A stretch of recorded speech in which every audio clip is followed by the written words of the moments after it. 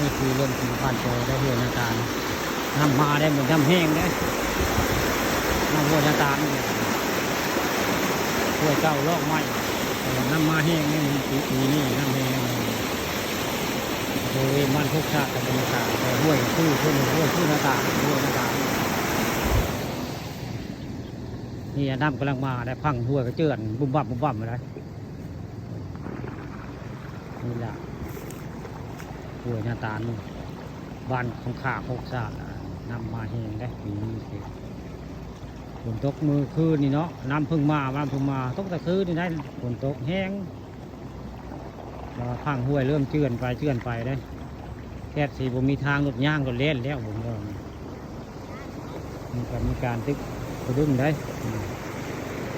การตึกกระดึงได้น้ำแห้งแห้งกระเพาะห้วยนี่ได้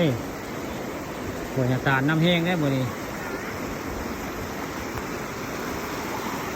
ตาลน้ำแห้ง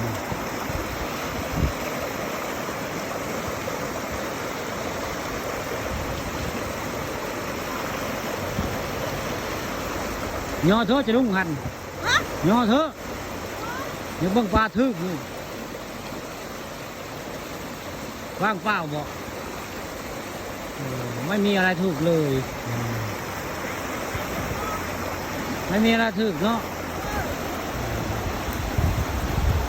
น้ำลายที่ได้ก็ถูกปลาหมดเลยนะตาไม่มีปลาก็ถูกน้ำถูกนี่คือน้ำแห้งนะครับ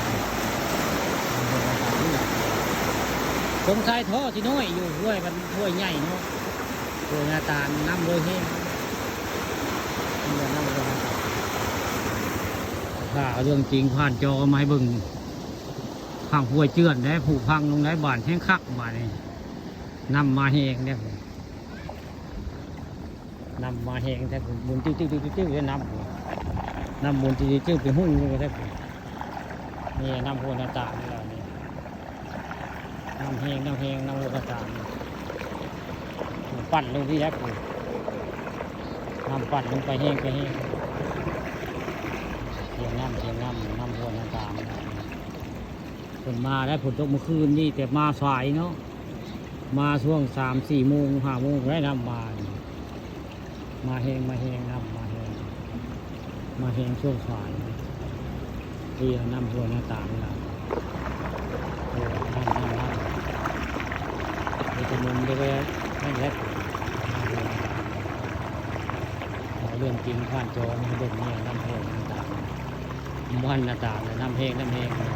ระยะน้ำมุนติ้วน้ำมุนลงใต้พื้นไปแล้ว